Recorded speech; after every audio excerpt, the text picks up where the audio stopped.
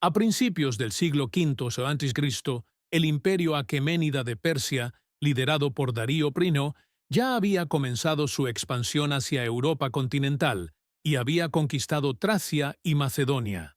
Darío ambicionaba conquistar Atenas y el resto de Grecia, aunque se desconocen los motivos exactos de su deseo. Entre las posibles motivaciones se encontraban aumentar el prestigio del rey en su país o eliminar una amenaza potencial que representaban los estados rebeldes en la frontera occidental del imperio, más que adquirir riquezas o recursos. En el 491 a.C., Darío envió emisarios para exigir la sumisión de los griegos al dominio persa, pero estos respondieron ejecutándolos y formando una alianza entre Atenas y Esparta para defender Grecia.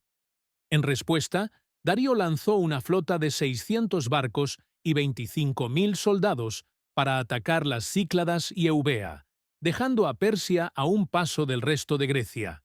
Los griegos, liderados por Atenas, se enfrentaron a los persas en la batalla de Maratón en el 490 a.C. y salieron victoriosos, aunque este fue solo el comienzo de una larga guerra que incluyó varias otras batallas. A pesar de su enorme superioridad en recursos y mano de obra, debido a su condición de imperio más grande del mundo, Persia se preparó para un ataque a gran escala.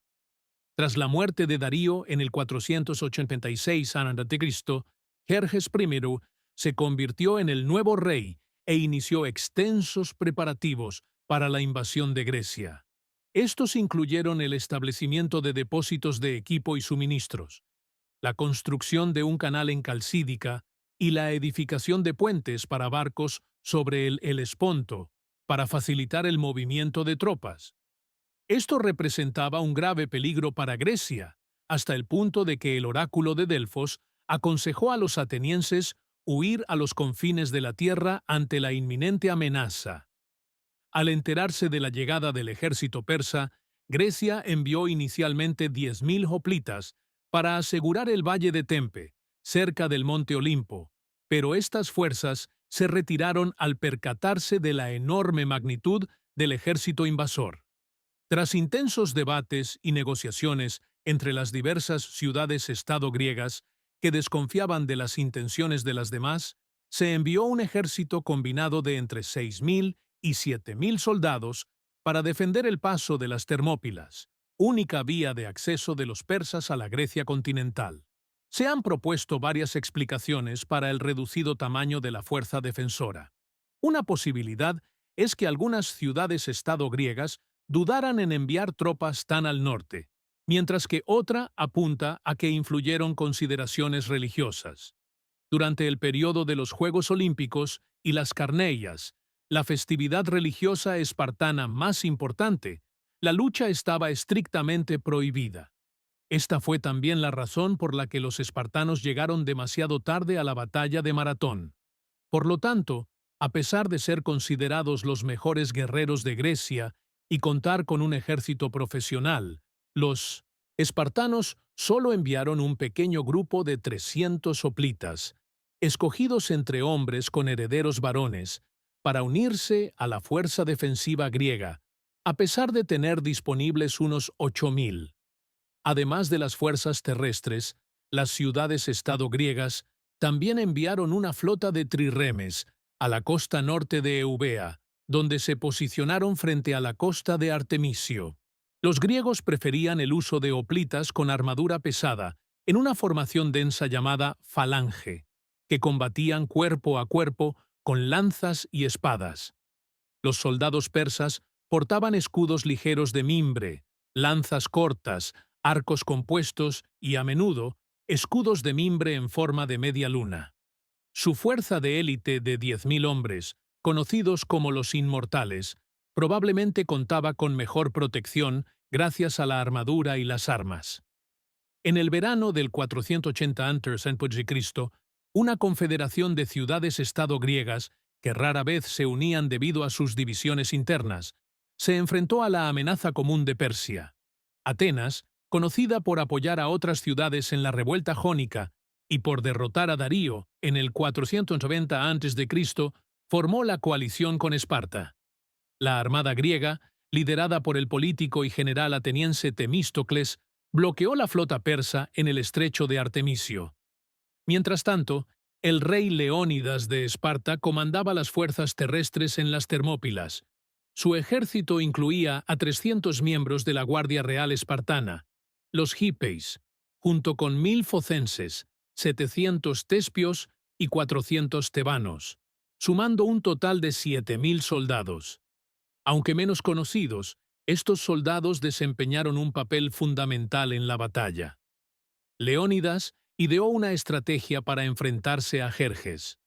Defender el estrecho paso, aprovechando el terreno favorable que compensaría la desventaja de contar con un ejército menor. El desfiladero limitaría la capacidad de las tropas persas para utilizar su superioridad numérica o de caballería. Al mismo tiempo, la armada griega podría concentrarse en derrotar a las fuerzas persas en el estrecho situado al norte de Eubea, una isla cercana.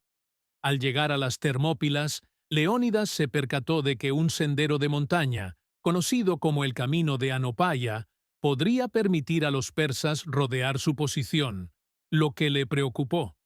Sin embargo, era demasiado tarde para cambiar de estrategia, ya que la flota griega ya estaba en posición. Para contrarrestar esto, Leónidas encargó a los focenses la vigilancia del camino. Jerjes acampó cerca de las Termópilas durante 4 días, esperando que los griegos se retiraran ante su enorme ejército. Sin embargo, Leónidas se negó a rendirse, exclamando: «¡Molon lave! ¡Oh, venid a por ellos!». Al 5.º día, comenzó el ataque persa, pero el espacio reducido favoreció a los griegos, que lucharon en formación de falange.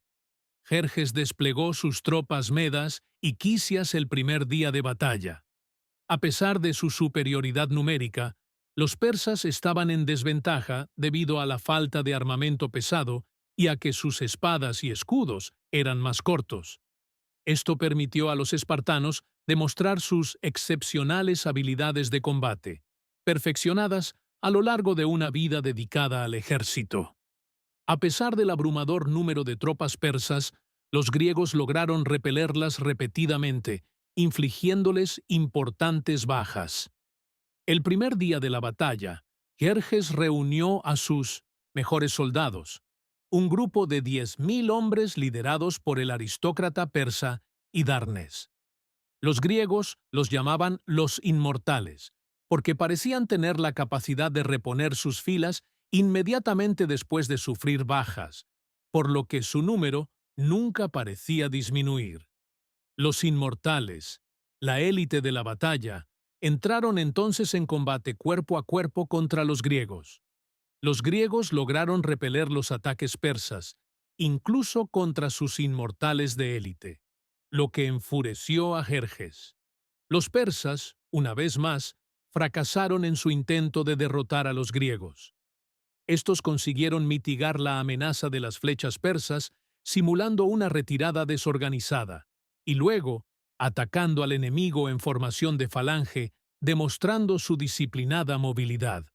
Al día siguiente, las fuerzas griegas continuaron defendiendo el paso, pero la situación cambió cuando un traidor llamado Efialtes informó a los persas de una ruta alternativa, el camino de Anopaia, que les permitiría evitar a la mayor parte de las fuerzas griegas y atacar su flanco sur. Los persas, liderados por Hidarnes y sus inmortales, marcharon por el sendero para rodear a las fuerzas griegas. Las tropas focenses, apostadas por Leónidas para proteger este punto vital, se retiraron creyendo ser el objetivo principal, y los persas pudieron continuar por el sendero de montaña y llegar a la retaguardia del grueso del ejército griego. Con su posición aparentemente desesperada y su retirada en peligro de ser cortada, Leónidas ordenó la retirada de la flota griega en Artemisio e instruyó a la mayoría de sus hombres para que abandonaran el campo de batalla. A pesar de la situación desfavorable, Leónidas decidió quedarse y luchar con sus 300 espartanos y algunos tebanos. La decisión se basó en su estricta disciplina militar y su sentido del honor, ya que la rendición no era una opción. Además, el oráculo de Delfos había predicho la destrucción de Esparta por los persas o la muerte de su rey, lo que hizo creer a Leónidas que su sacrificio podría salvar a su ciudad-estado.